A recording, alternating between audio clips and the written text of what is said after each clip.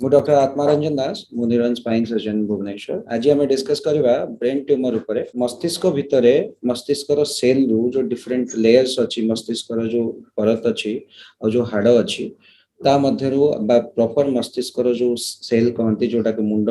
Brain बोली कहते से ब्रेन जब कौन सी एबनॉर्मल ग्रोथ है ब्रेन ट्यूमर बोली कह जाए। ब्रेन ट्यूमर दी प्रकार हो पारे, आइदर बिनाइन हो पारे साधा ट्यूमर हो पारे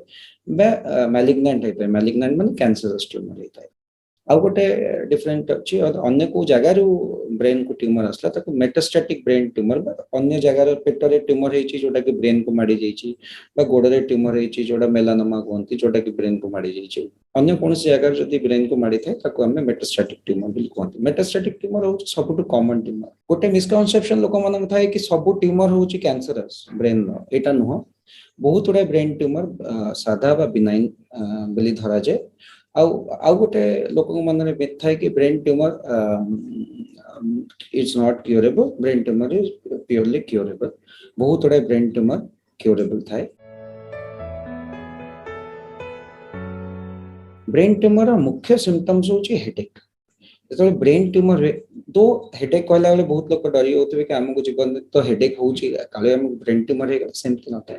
ब्रेन ट्यूमर हेडेक जो हुए सेटा आपनकर हेडेक सहित बांती मध्य हुए। आ तार गोटे हेडेक अलग प्रकार होलोक्रानियल हेडेक। होलोक्रानियल माने नॉर्मली कौन जो माइग्रेन हेडेक जोटा थाए सेटा एठी हेडेक हला तापर एठी हेडेक हला तापर फिर एठी हेडेक हला तापर एठी हेडेक हला।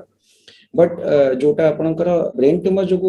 प्रॉब्लम होता है होलोक्रानियल हुए पूरा मुंड बिंधु आप मुंड धरिकी बस पड़े चारिआडू। आउ जेतेबेले पिक ऑफ द हेडेक हम माने हेडेक बहुत अधिक आगला से समय बांती हम। बांती हला परे आपनकर हेडेक संगे संगे रिलीफ हो जाए। हेडेक आउ वोमिटिंग जदि दीटा जाक होची ताले आपनकर डरिबार आवश्यकता अछि। माइग्रेन हेडेक कोन हुए नॉर्मली आपन किछि दिन मेडिसिन खाइला कमी जाए पुणी आसे पुणी कमी जाए पीरियडिक थाए। बट आउ माइग्रेन हेडेक संध्या बेले हुए।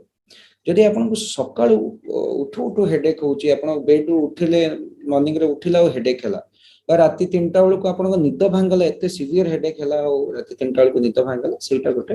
ब्रेन ट्यूमर लक्षण हे पारे। द्वितीय जिंस होची सीजर हवा बा फिट्स हवा बा मिर्गी हवा सेटा मध्य हे पारे कि ब्रेन ट्यूमर गोटे लक्षण हे पारे।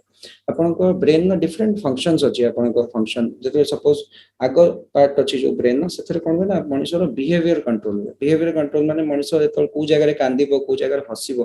तार कंट्रोल ता थाए। बहुत समय आपन को हस लागुतो आपन हसु नथिबो तो से कंट्रोल आगरु हुए फ्रंटल लोब हुए। जदि आपन को फ्रंटल लोब रे किछि ट्यूमर हैला तो बिहेवियरल चेंजेस हुए। लोक माने एबनॉर्मली हसिबो एबनॉर्मली कांदीबो बिहेवियरल चेंजेस हुए बेसिकली। तो बिहेवियरल चेंजेस जदि बहुत दिन हलान लोक साइकियाट्री सिम्पटम्स बेले बेले भाबंती किंतु एटा मध्ये ब्रेन ट्यूमर लक्षण हे पारे। जदि आपन को हठात किछि दिन मतरे धीरे धीरे करके आपन को हाथ बा गोड़ पैरालिसिस हो जाउची बा गोटे हाथ चालुनी बा लेफ्ट हाथ अंगुठी चालुनी आपन जिंस ठीक से धरि पाउनांदी तो एटा धीरे धीरे बढ़ी बढ़ी चलची एटा स्ट्रोक रो सिम्पटम हे पारे और कोनसी किछि समय रे ब्रेन ट्यूमर लक्षण मध्ये हे पारे। आपण धीरे धीरे जेहेतु आमर लेफ्ट साइड रो ब्रेन टा आमर लैंग्वेज फंक्शन ऊपर डिपेंड करे। आपण केते भलो कथा कहि पाउछन सेटा आपण लेफ्ट साइड ब्रोकाज एरिया रो कंट्रोल। ब्रोकाज एरिया माने आपण जो आर्टिकुलेशन गोटे जिंस कहूछु तापर आ गोटे जिंस आर्टिकुलेट करी ताको चेंजेस करछु सेटा आपण left side of the brain नो हेता। तो लेफ्ट साइड ऑफ ब्रेन जदि कोन से ट्यूमर हुए पार्टी खंदी मारिबा स्टार्ट हो लोक कथा ठीक से कहि परियोनी। लेफ्ट साइड आ गोटे फंक्शन है कैलकुलेशन करिवा। तो कैलकुलेशन ने आपण को जदि किछि इश्यूज होची आ ये प्रॉपर आगु करि पाउथले वर्तमान करि पाउनांती चेंजेस होची सेटा मध्ये ब्रेन ट्यूमर अलि लक्षण हे पारे। जदि पछपट एरिया रे ब्रेन ट्यूमर थाए बा हमर आखिर नर्व पाखरे जदि ट्यूमर थाए जोटा कि पिट्यूटरी ट्यूमर कहंती से समय रे सेटा गोटे बिनाइन ट्यूमर किंतु से समय रे आपन आखिर विजन मध्ये जाय पारे। विजन हबा मान धीरे धीरे आपन को लागिवो आपन को जो साइड विजन अछि सेटा कंस्ट्रिक्ट हबा लागिवो। आपन घरे रोसई करचंदी आपन जानि परिबनी जिंस माने एठु देखि कि नॉर्मली पण हमें सीधा देखि कि भी जानि पछो एठी चिन्हित होई छै एठी गैस रो नॉबटा अछि सेटा ग्रेजुअली जानि परिबनी। अपन गाड़ी चलला अपन साइड रास्ता रो साइड सब देखा जीवनी अपन सीधा देखि पड़ते पूरा रास्ता रो साइड देख पारे। एटा मध्य पिट्यूटरी ट्यूमर लक्षण हे पारे बा आपनकर ऑसिपिटल में पछपट पार्ट रो ब्रेन जो अंश अछि सेठी जदि ट्यूमर हुए आपन को विजन ने प्रॉब्लम हे पारे। आपन देखुथिबे जानि पनथबे कोन जिंस अछि। ते कथा हला कि आपनकर जदि हैंड बा लेग एरिया रे ट्यूमर थाए तो से फंक्शन गुडा आपण कर ट्यूमर जदि बहुत बड़ हो जाए तो बहुत समय मनीष ड्राउजी हो जाए ड्राउजी माने अनरेस्पॉन्सिव हो पड़ती कथबार्ता बुझी पारंतुनी कथबार्ता जानि पारंतुनी सेटा टिके एग्रेसिव ट्यूमर ब्रेन ट्यूमर एमती किछि पर्टिकुलर कॉजेस नहीं बेले बेले नॉन कैंसरस बा साधा ट्यूमर हार्मोन रिलेटेड मध्ये हेई पारे मुख्य लोक कहते एटा हेरिडिटरी हमर म्यूटेशन जीन लेवल रे म्यूटेशन जो थाए गोटा p53 म्यूटेशन थाए आ जो हम जेमति क्रोमोसोम डिफरेंट अछि से क्रोमोसोम में म्यूटेशन माने चेंजेस नॉर्मल क्रोमोसोम टू टिके चेंज क्रोमोसोम थाए से कंडीशन ने हमर ब्रेन ट्यूमर हवार चांसेस थाए बेले बेले हेरिडिटरी मदर को हेतिबो ब्रेस्ट कैंसर आ झियो को ब्रेन ट्यूमर हवार चांसेस थाए तो ई सब एतटा हेरिडिटरी कॉजेस अछि जोटा कि हमें भाबु प्राइमरीली से कॉज सेकंड इज आपन को radiation is a cause chemical causes मध्ये हेई पारे आ बेले बेले पोस्ट प्रेगनेंसी हार्मोन चेंजेस मध्ये ट्यूमर्स हेई पारे जदि क्रॉनिक हेडेक होची आ सब दिन हेडेक होची हेडेक ता ग्रेजुअली बढ़ी बढ़ी चलची आपण मेडिसिन नौ चंदे कि आज जति हेडेक होची मते काली आउटी का अधिक होची तापन आउटी का अधिक होची मासे प्रति मास 3 मास लानी कंटीन्यूअस हेडेक होची जन म कमु नै मेडिसिन नला पर मते कमु नै तो आपण टिके पैनिक होबार अछि बांती is a first sign vomiting होची जदि आपण को टिके सतर्क होबार अछि सकाळे जदि उठु उठु हेडेक होची जेंति कहली आ आकु मॉर्निंग उठला बेलक जदि आपण आखि रे हेजीनेस अछि माने आपण सकाळे उठला जानले कि आखि धुआं धुआं धुआं धुआं देखा होची चारिडे तो आपण को टिके रेस्पॉन्सिव होबार अछि और डॉक्टर विजिट करिवार अछि नो headache chronic headache should not be neglected प्रथमे हला हमें जतरे हेडेक नै कि आसले हमें गोटे स्कैनिंग करू आगुरु आपण जदि इंसिडेंस देखिबे 1 लाख पॉपुलेशन मात्र 10 रु 15 लोगों को ब्रेन ट्यूमर हेता है तो एते कॉमन नहीं किंतु ब्रेन ट्यूमर को जानिबा दरकार टाइमली ट्रीटमेंट सब जिंस को टाइमली ट्रीटमेंट कले ही क्योर पाई परिबे जदि डिले नेग्लेक्ट कले पाई परिबे तो आपन सतर्क होबार अछि अवेयर होबार अछि आपन डॉक्टर विजिट करियार अछि आजिकल एमआरआई बहुत कॉमन हलानी तो बेसी मात्रा ब्रेन ट्यूमर मध्ये डायग्नोसिस होछन तो एमआरआई प्रथमे आपण करेबे गोटे सीटी स्कैन करेबे सीटी स्कैन ने ग्रॉसली देखि के हम गोटे एमआरआई करो तो एमआरआई रे डायग्नोसिस हला पर तापरे हम प्रथमे देखो एटा एमआरआई रे कोन जणा पउछि एटा हमर बिनाइन ट्यूमर भले जणा पउछि बा मैलिग्नेंट ट्यूमर भले जणा पउछि जदि मैलिग्नेंट माने कैंसरस बिनाइन माने सादा ट्यूमर तो बिनाइन ट्यूमर प्रोग्नोसिस बहुत भलो सेति पे आपन को डायग्नोसिस फर्स्ट करियार अछि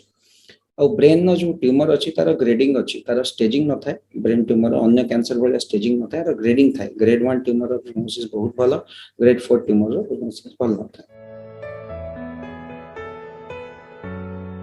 आजिकली brain tumour treatment with advances in neurosciences बहुत एडवांस है गलानी आजिकली हमें ट्यूमर को कंप्लीटली रिमूव कर पाउछु तो benign tumours are almost completely curable जदि आपण प्रॉपर समय रे प्रॉपर गैजेट से तो ट्रीटमेंट करिवे neuro surgery brain surgery is a matter of gadgets आगुर कोन हम पके एते गैजेट्स नथिला नाउ ए जो रिसेंट एडवांसेस विषय में बर्तमान कहबो चाहिबी एबे अभी हमें अवेक क्रानियोटोमी को मतलब ब्रेन ट्यूमर वे नॉर्मली आगुर लोक माने बेहोश करके ऑपरेशन करथले तो आपण ऑपरेशन परे पेशेंट उठला बेलक हम जानि पाउ नथलो तार हाथ चलछि कि गोड़ चलछि कारण ऑपरेशन बेले पेशेंट बेहोश थाए तो आपण फंक्शन असेस कर परिबे ना ऑपरेशन बेले तो वर्तमान हमें गोटे स्टैंडर्ड ऑफ केयर हला अवेक क्रानियोटोमी हम लोक को से चाहिथिबा अवस्था रे बा अवेक थिबा अवेक माने न सोइथिबा अवस्था रे हमें ऑपरेशन करछु पेशेंट माने गीत मध्य गाउचंती ता द्वारा हम फंक्शंस एक्सेस करछु हमें हम कैलकुलेशंस करिया पे कहू कि 100 टू 5 माइनस कले केते हला हमें फोटोज देखौछु कि देखंतु एक्टर ना रिकॉग्नाइज करंतु आउ ताको हमें डिफरेंट कथा हम संगे इंटरैक्ट करिया कहूछु कि हमें डिफरेंट लैंग्वेजेस देखौछु आउ तार परसेप्शन बुझुछु कि हमें एटा इमेज देखलु सी तार नाटा कहबो तो गीत कैलकुलेशन गीत गाइबा द्वारा बहुत गुडा common generalised music is a generalised brain function तो आपण जदि म्यूजिक प्रॉपर्ली गाइ पउछंती ताले जनरलाइज्ड फंक्शन सब आपण जानि परिबे एबे फंक्शनल एमआरआई आसले फंक्शनल एमआरआई माने ट्यूमर जेहेतु गोटे ब्रेन रो अंश तो से ट्यूमर को बाहर कले आपण किछि मात्रा ब्रेन को मध्ये बाहर करछंती तो सेति पे हमें फंक्शनल एमआरआई द्वारा हमें जानि परिबो ए जो ट्यूमर मध्ये कोन कोन ब्रेन रो एक्चुअल मनुष्य रो फंक्शंस अछि सपोज आपण ब्रेन ट्यूमर भीतर स्पीच अछि आपण तो हमें जदि पूरा ब्रेन ट्यूमर को बाहर कर दो अपन स्पीच पढ़ेबो तो हमें फंक्शनल एमआरआई द्वारा अवेक क्रानियोटोमी द्वारा हमें से ब्रेन जो जगह रे फंक्शन स्टार्ट होबो से जगह रे हमें विल स्टॉप तो आम सपोज पेशेंट आम ऑपरेशन कर पेशेंट कथा होम सागर हठात पार्टी खनि मार स्टार्ट है ऑपरेशन बेले तो आम से जगह विल स्टॉप बिकॉज आमर मेन पर्पस होची आमर जो पेशेंट अच्छा तो सर्जिकली मैक्सिमम सेफ रिसेक्शन हो सेफली पेशेंट आम पाक जमती आसी इंटैक्ट कंडीशन में सेमती जाओ तो आजिकली आउ से जुग ना कि आप ऑपरेशन ब्रेन ऑपरेशन कर लोक तो आगुरी बहुत डरुले कि ब्रेन ऑपरेशन पर पेशेंट तो उठिबनी कोमा हो से मेथ ना ब्रेन ऑपरेशन जमती आसते सेमती घर को जाऊँ जिते आजिकली बहुत डिफिकल्ट लोकेशन ने ट्यूमर बहुत एडवांस गैजेट द्वारा बाहरी पड़े बर्तमान की होल सर्जरी आसले आपको कॉस्मेटिकली आपको नॉर्मली आम हेयर शेव करनु हेयर क्लिप कर माने पार्ट ऑफ द हेयर जो ब्रेन इंसिजन देवे कट करेंगे से जगहटा ही केवल हेयर ट्रिम कर बाकी हेयर इज इंटैक्ट तो cosmetically also we are looking into ये क्योर सहित कॉस्मेसिस देखु क्योर सहित सेफ्टी ऑफ द पेशेंट मध्ये देखु now it's a generation of neuro navigation आपण माने नेविगेशन ने गूगल ले जाउछन गोटे जगह अन्य जगह को आपण बेले बेले सही रास्ता रे जाइथिबे बट रास्ता पाइलेनी बा कोनोसी अवस्था रे आपण पाइलेनी कि एई जगह रे तांको घरटा अछि घर को माननियंतु ब्रेन ट्यूमर सेमती ब्रेन नेविगेशन आसिलाने आपण रियल टाइम रे जानि परिबे को जगह रे ब्रेन ट्यूमर टा अछि और को जगह रे आपण ब्रेन ट्यूमर टा बाहर कर परिबे तो आपण मैक्सिमाइज कर परिबे कि आगो ब्रेन जो आगो पट एंटीरियर माने आगो पटर केतिक एक्सटेंशन आ पछ पट केतिक एक्सटेंशन आ केते बारना हम पाखे एडवांस एंडोस्कोप्स आसीगला endoscopic brain surgery pituitary surgery specifically हमें एंडोस्कोप रे करछो और एंडोस्कोप बहुत इवॉल्व करि गलानी नाउ वी हैव रूबिना एंडोस्कोप माने आपन को ट्यूमर जोटा थिबो तार कलर टा चेंज है कि ग्रीन है जो और नॉर्मल ब्रेन जोटा थिबो दैट विल बी नॉर्मल तो आपन जति ग्रीन पार्ट थिबो सेटा जानिबे सेति के होछ ट्यूमर और you can remove it completely आगु जो पार्शियल रिसेक्शन थला कि आधा ट्यूमर बाहर करी पड़े से जिनसटा आजिकली बहुत मात्रा में एडवांस करी कि ट्यूमर बाहर करी पाछो तो दीज आर ऑल एडवांसेस आउ आपरे स्टेरियोटैक्टिक ब्रेन सर्जरीज आसी गला स्टेरियोटैक्टिक ब्रेन सर्जरी बा गामा नाइफ सर्जरी सेतरे कोन हमें सपोज बहुत अनएक्सेसिबल लोकेशन आपन को ट्यूमर अछि जोटा कि आपण रिसेक्ट कले माने बहुत इलोक्वेंट एरिया माने बहुत इंपोर्टेंट एरिया रे ट्यूमर अछि और जाको सर्जिकली यदि रिमूव करू तो रिस्क बेसी अछि तो we partly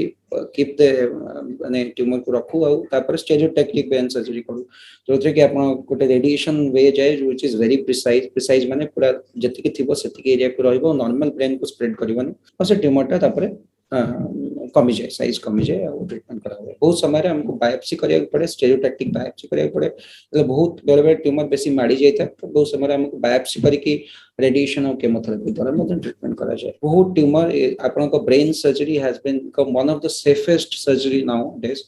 because of advancement of gadgets treatments technology और प्रोसीजर्स माने समय जो हसी हसी आसंते अपन जानि भी परिबनी कि समय ऑपरेशन हेतला बोली माने यू हैव टू सी देस कहता बाल भी रिमूव होई नथिबो आ ये भी रिमूव होई नथिबो कंप्लीटली इंटैक्ट थिबे तो basically brain tumour is highly curable बहुत थोड़ा कंडीशन जदि मैलिग्नेंट नहीं मैलिग्नेंट कंडीशन भी थले we increase the maximum survival rate of the patient by doing surgery radiation and chemotherapy विभिन्न रोगर कारण और निराकरण संपर्क में डाक्तरंग ठारू जानिबा पई स्वास्थ्य प्लस ओडिया रो यूट्यूब चैनल सब्सक्राइब करंतु।